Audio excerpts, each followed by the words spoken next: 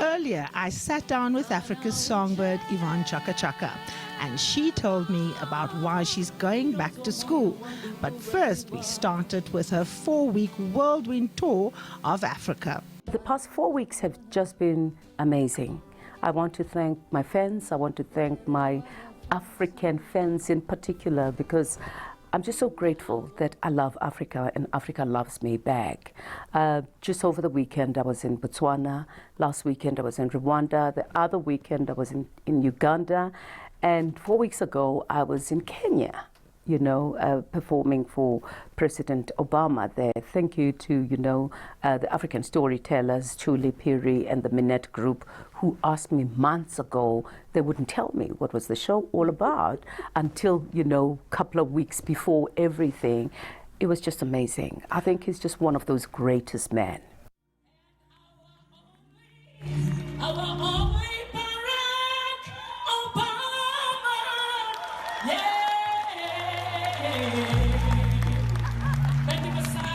What was it like to perform in front of a man who was the, two-time leader of one of the biggest, strongest nations in the world, who has firm roots on the continent? What was that like for you?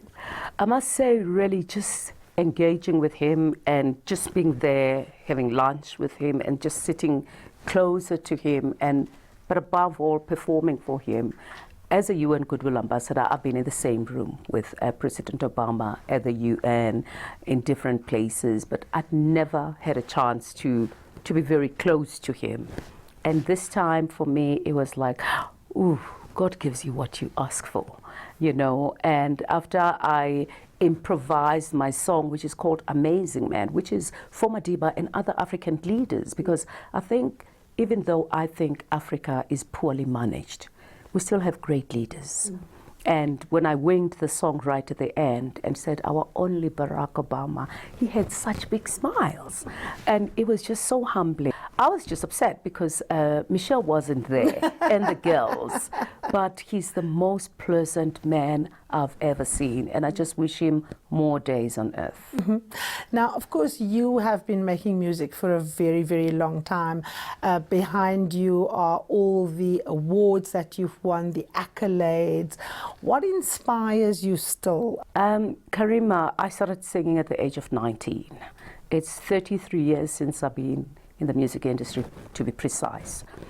For me, music was a platform to tell my story, to tell about the atrocities that were happening in my country even then. Yes. So music for me was just not to entertain, it was to edutain. People needed to be educated and to be entertained. But when I saw that there's longevity in the music industry, I started telling Phil Hollis and Artie and all the people I worked with that I want to sing about tangible stuff. This is from me to you. I cry for freedom. Africa's crying for the children. Those are all the songs that I recorded as early as 1987, 88. Motherland, who's that man calling me stranger? This is my land, my motherland. So I've always been an activist. I've always used my music to tell my story, to tell the good and the bad. I was also looking at one of your most recent songs, which of course was influenced by this horrific little boy who washed up on the beach, a refugee trying to flee from a war situation.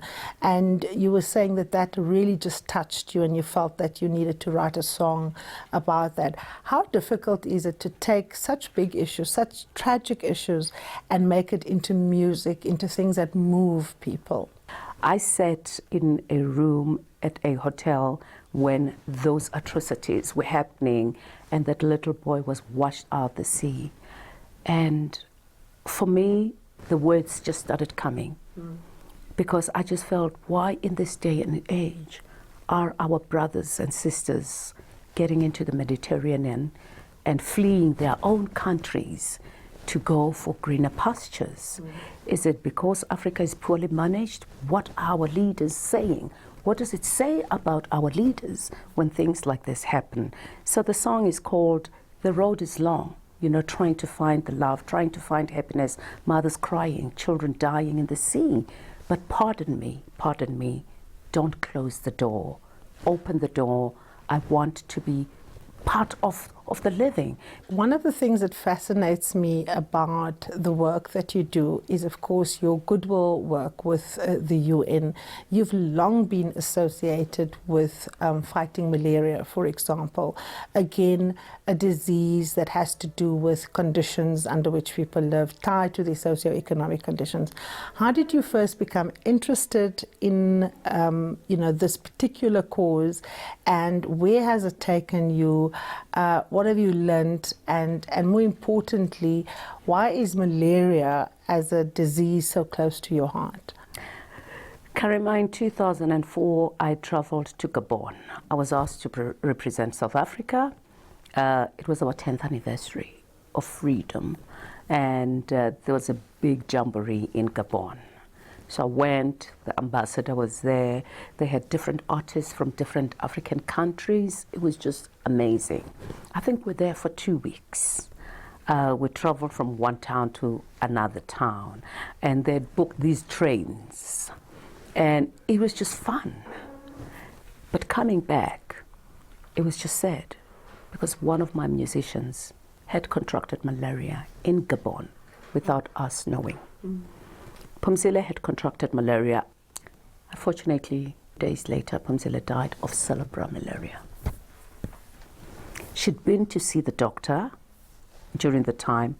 She never told the doctor that she had traveled to Gabon or to a place where there was malaria. So the doctor just said, you probably have a fever, and she was just given an antibiotic. So definitely she was misdiagnosed. In 2005, January, I get a call from Ethiopia, UNICEF. We're looking for this Yvonne Chaka Chaka.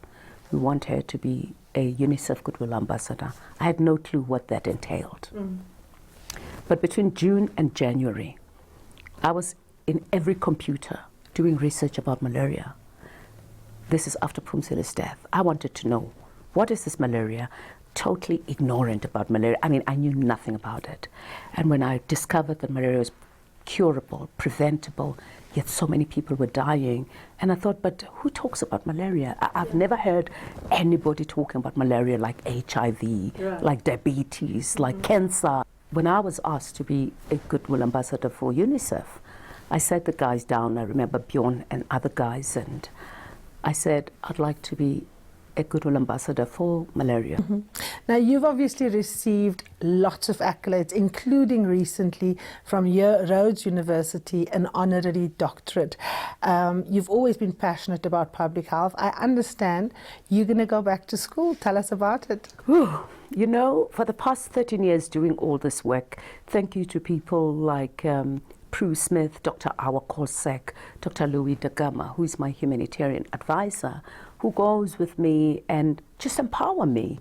But I decided I need to talk from a very informed space as well, because they feed me with information, but I sit as well and do my research. But I'm not an academic in that space. I don't know much. And I just decided, I think maybe it will be even better to expand my scope in public health and speak from a very informed space. So I'm talking to the Dean of Johns Hopkins, Murray. I really want to really do it. I know it's not going to be easy. I was quite struck by a collaboration that you were doing with Karen Zoid, who's, of course, almost a cult-like figure on the kind of alternative rock scene. She's an Afrikaans South African, very progressive. She wanted to do a collab with you. You were a bit worried about the Afrikaans, and in the end, you ended up with a Shona song. Tell us about that. I mean, Karen is just an amazing person, I must say, and I've known Karen for a very long time. When she asked me to come and do this program with her, I said, my Afrikaans is so limited. We didn't even discuss the music with Karen. I said, can I send you one of my favorite songs? And I sent her the song, and I thought, I'm really not being fair to her. But I promise you, she was amazing.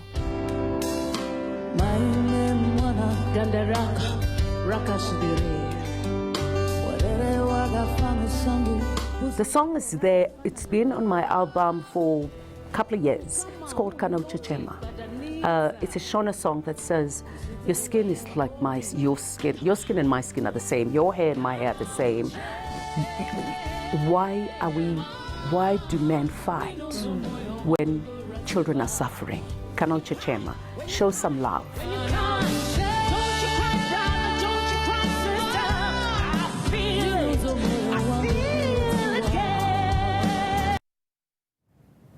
That, of course, the incomparable Yvonne Chaka Chaka. Peter, this about brings us to the end of the show. Sadly. What is the big thing that you think is going Well, tomorrow, to obviously, we'll get the Concord on the NPA job. And I'm dying to hear what the DA's new economic policy is going to be. We'll know, we're going to start discussing it. They apparently dumped the one they have. So effectively, they don't have an economics policy at the moment. And there's a lot of talk about what it's going to be. There's a federal executive meeting on this coming weekend. And we might know a little bit more by the end of that. And maybe Vusi Pikuli is our new NPA head. Well, that wouldn't be bad. Well, now that you've had your fix, we'll see you next Sunday.